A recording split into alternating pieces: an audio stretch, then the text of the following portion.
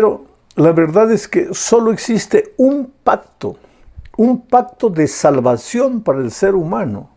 El pacto fue establecido con el ser humano después de la caída del pecado. No quiere decir que no existía antes, pero fue anunciado al ser humano después que Adán y Eva cayeron en el pecado, como solución para el problema en que ellos ahora se encontraban, porque habían ido al territorio de la muerte, habían pecado, pues la paga del pecado es la muerte. Pero Dios no quiere que sus hijos mueran. Dios ama al ser humano. Yo siempre digo, tú eres la cosa más preciosa que Dios tiene en esta vida. Pero entonces Dios se presenta para recordarles a ellos que hay solución para el problema y que esa solución está centralizada en Cristo. Entonces, ese pacto tiene tres partes: la parte de Dios, la parte del hombre y el instrumento del pacto. Porque ya dijimos que un pacto es un convenio, es una alianza, es un trato que dos personas hacen. ¿Cuál es la parte de Dios? Yo te salvaré. ¿Cuál es la parte del hombre? Una vez salvo, tú andarás en mis caminos. ¿Y cuál es el instrumento? La gracia. Yo lo hago todo, dice Dios. Yo te salvo, y aunque tú andarás en mis caminos, asimismo, ¿quién te guiará? ¿Quién te llevará? ¿Quién te dará, inspirará y te dará el poder? Soy yo. O sea, toda la obra de la salvación es divina. Solo que este pacto se ilustró de muchas maneras. A Noé, Dios se le presentó, hizo el pacto con Noé, pero en realidad este pacto con Noé encerraba el pacto de la salvación. A Abraham, asimismo, en el Sinaí también. Después, cuando Jeremías habla del nuevo pacto, la misma cosa. Todos los pactos se refieren al único pacto de salvación que es por gracia y que está centralizado en Cristo. Es el plan divino para salvar al ser humano. Tú lo arruinaste todo. Tú estás condenado a muerte, pero yo te salvaré. Ahora, hay participación humana, yo diría pasiva, en el sentido de que tú vas a dejar que yo opere en ti mis grandes obras de salvación. Y todo esto por gracia. Entonces vamos al estudio de esta semana. Vamos a hablar del pacto con Abraham. Mira lo que dice Génesis 15:7. Y le dijo: yo soy Jehová que te saqué de Ur de los Caldeos para darte a heredar esta tierra. En este texto Dios se identifica como Jehová. En realidad en hebreo la palabra Jehová solo tiene consonantes, no tiene vocales. Tal vez porque los judíos se sentían indignos de pronunciar la palabra Dios. Entonces, Dios se identifica en realidad como Yahweh, no tiene pronunciación, pues porque son solo consonantes. Pero Dios se identifica con este nombre, Jehová. En realidad, Dios en la Biblia se identifica con 5 nombres. En esta lección vamos a estudiar que Dios se presenta en el pacto con Abraham de dos maneras, usando 2 nombres. Aquí, yo soy Jehová. ¿Qué quiere decir Jehová? El autosuficiente. ¿Te acuerdas que cuando se le presentó a Moisés, Dios le dijo: yo soy el que soy? Yo soy el autoexistente. La palabra Jehová, el nombre Jehová, en el Antiguo Testamento se registra 6,828 veces. Dios, al identificarse con este nombre, está dando a entender: yo no necesito de nadie para existir. Yo soy autoexistente, autosuficiente. Yo soy el todopoderoso, el omnisciente, el omnisapiente. Yo soy el que soy. No busques nada además de mí, porque no existe. Yo soy el todo. Yo soy el todo no porque alguien me creó. Yo soy el que soy porque soy. Ahora, ¿por qué Dios se identifica a Abraham con este nombre? Por un simple motivo: lo va a llamar de la tierra que conoce hacia la tierra que no conoce. Y lógicamente Abraham era un ser humano y tenía temores, tenía miedos. ¿A dónde voy? Pero cuando él sabe que tiene un Dios autoexistente, un Dios que sabe todo, que es todo, Abraham no tiene por qué temer. Ahora, la pregunta es, ¿por qué Dios llamó a Abraham de Ur, de los caldeos? ¿Por qué no lo dejó tranquilo ahí? La razón, la respuesta, la da Josué. En el libro de Josué, capítulo 24, versículos 2 y 3, cuando ya el pueblo de Israel había entrado a la tierra prometida, mira lo que dice Josué en el nombre de Dios al pueblo de Israel. Voy a leer. Y Josué dijo a todo el pueblo: así dice Jehová Dios de Israel, vuestros padres habitaron igualmente al otro lado del río, esto es, Taré, padre de Abraham y de Nacor, y servían a dioses extraños. Interesante, recuérdate esta frase, y servían a dioses extraños. Y yo tomé a vuestro padre Abraham del otro lado del río, y lo traje por toda la tierra de Canaán, y aumenté su descendencia, y le di a Isaac. ¿Por qué Dios llamó a Abraham de Ur de los Caldeos? Porque allí Abraham, su padre, su abuelo, ¿qué estaba pasando? Estaban adorando a dioses extraños. El papá de Abraham, Abraham mismo, formaban el remanente, pero se estaban contaminando, se estaban paganizando. Y si Dios los dejase ahí, ellos acabarían por perderse completamente en el paganismo. Pero Dios siempre a lo largo de la historia conservó un remanente. Por eso los llamó, para que mantuvieran viva la fe en el Dios Jehová Todopoderoso. Los llamó para una tierra donde ellos podrían mantenerse dentro de los principios.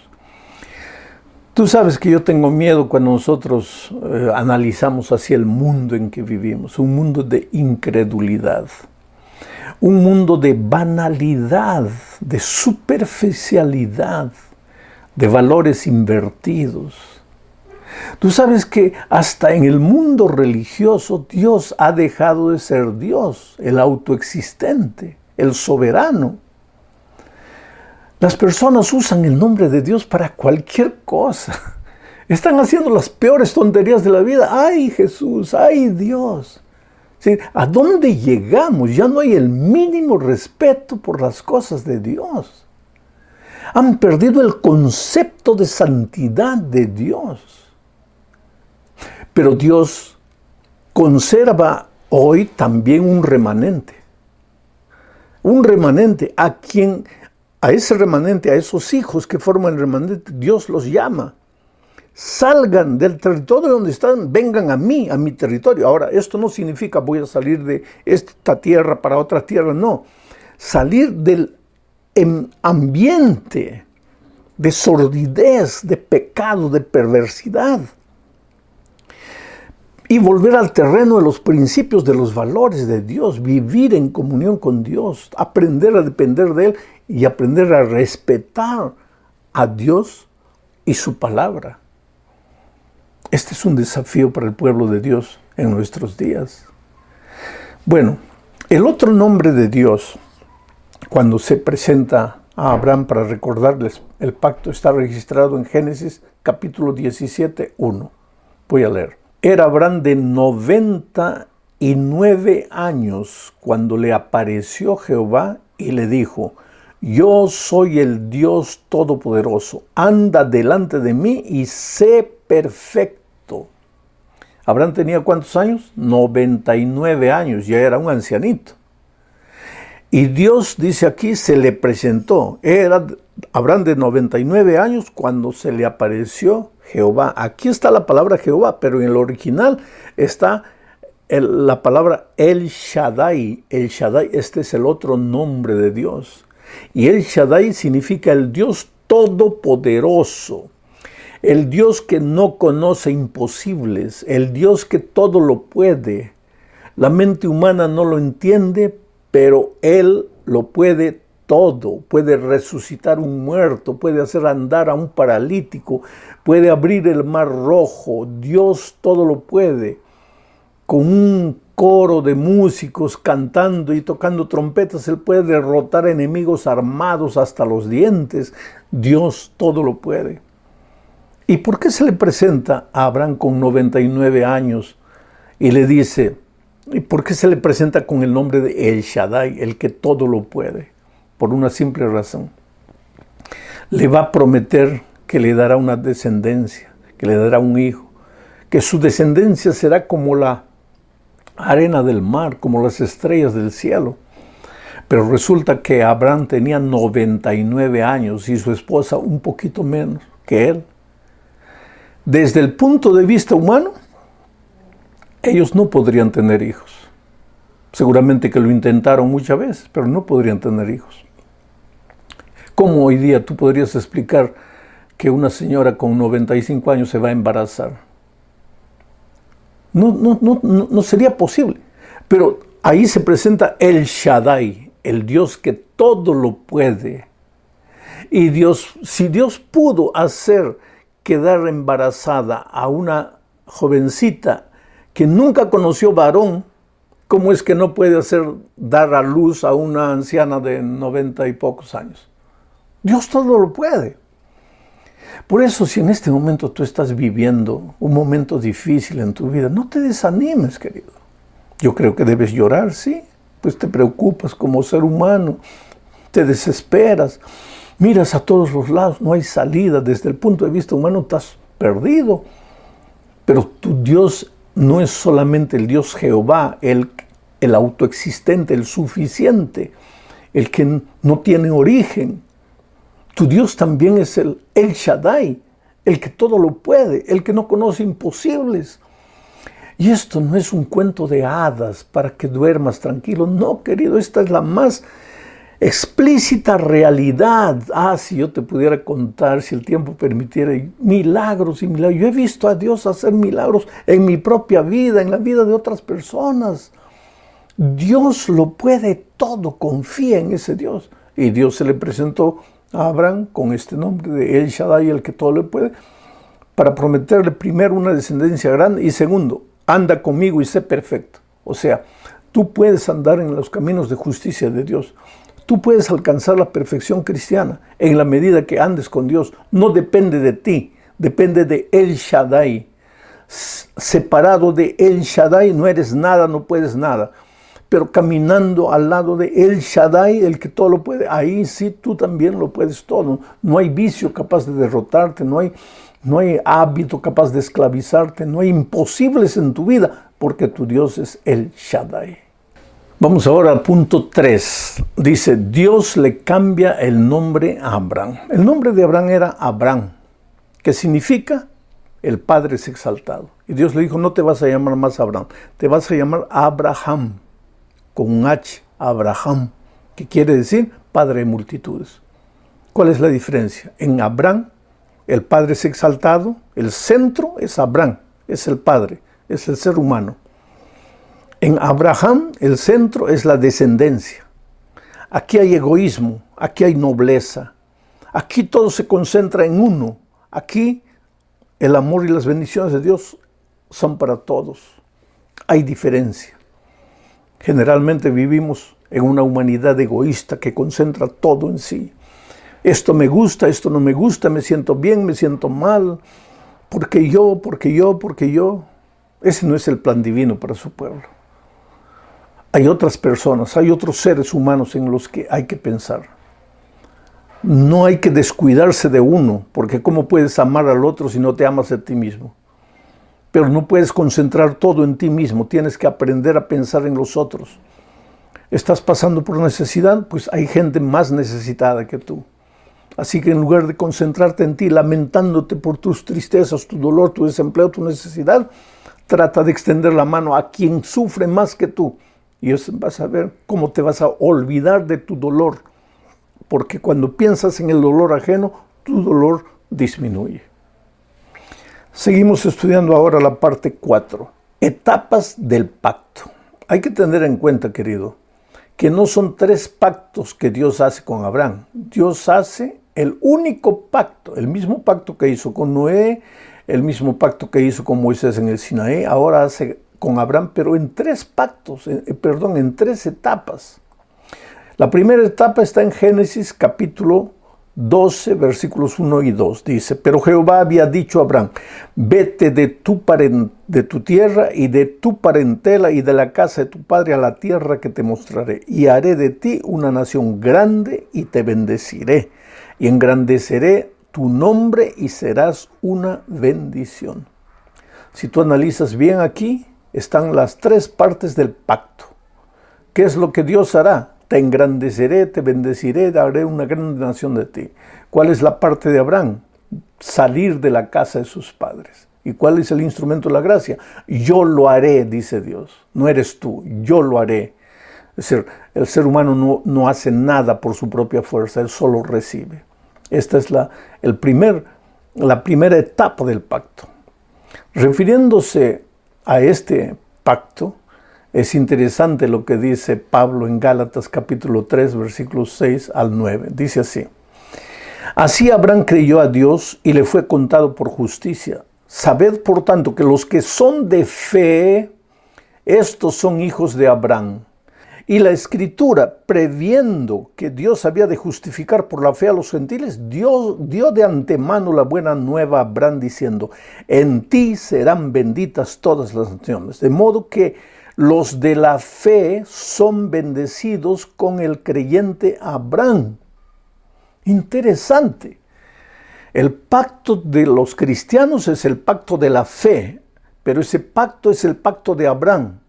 Ahora, ¿cómo es que alguien dice que en el Nuevo Testamento el pacto es de la gracia, de la fe, y en el Antiguo Testamento el pacto es de las obras y de la ley?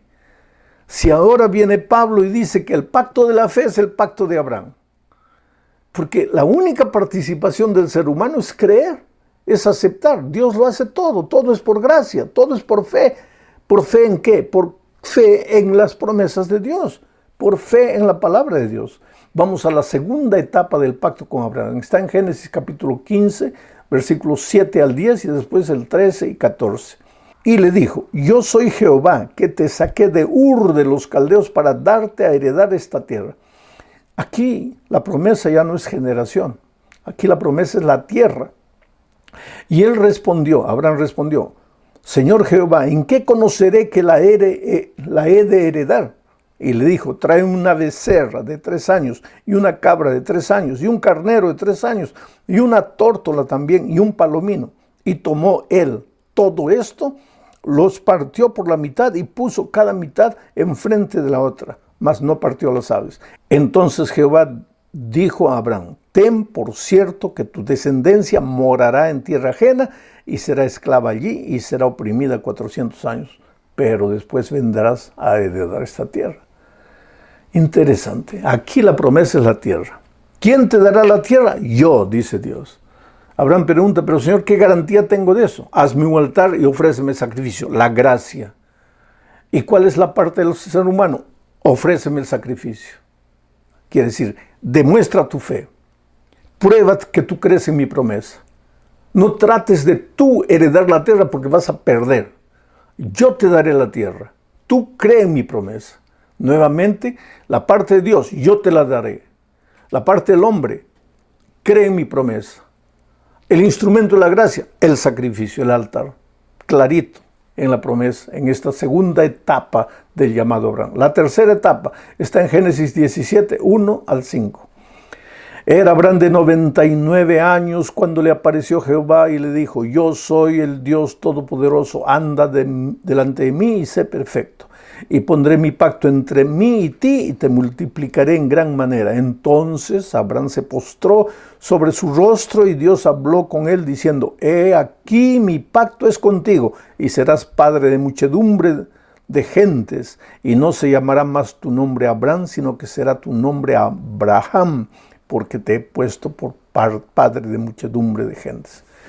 Clarito, querido, en esta tercera etapa también están los tres elementos del pacto. La parte de Dios, yo te daré los hijos, yo te haré padre de muchedumbre, Yo haré todo por ti. ¿Cuál es la parte del hombre? Tú cree, tú obedece mi voz, tú anda en mis caminos, tú haz lo que yo te estoy.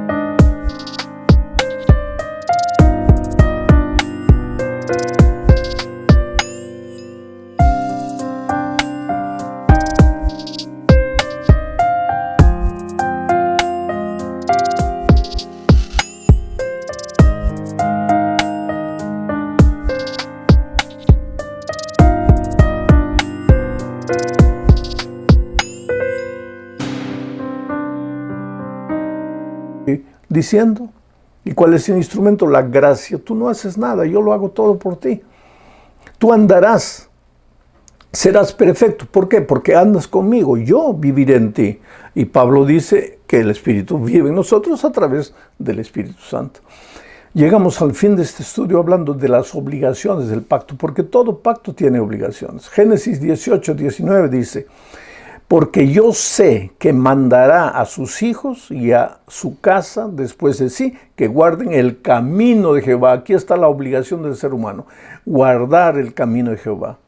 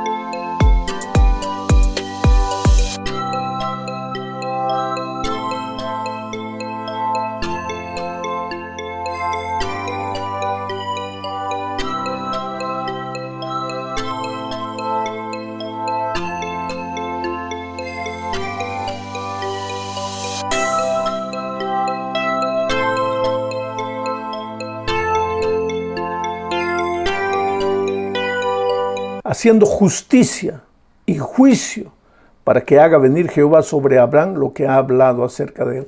¿Qué ha hablado? Todas las promesas. Esa es la parte de Dios. ¿Cuál es la parte del hombre? Andar en el camino de Jehová haciendo justicia. Y todo esto por obra de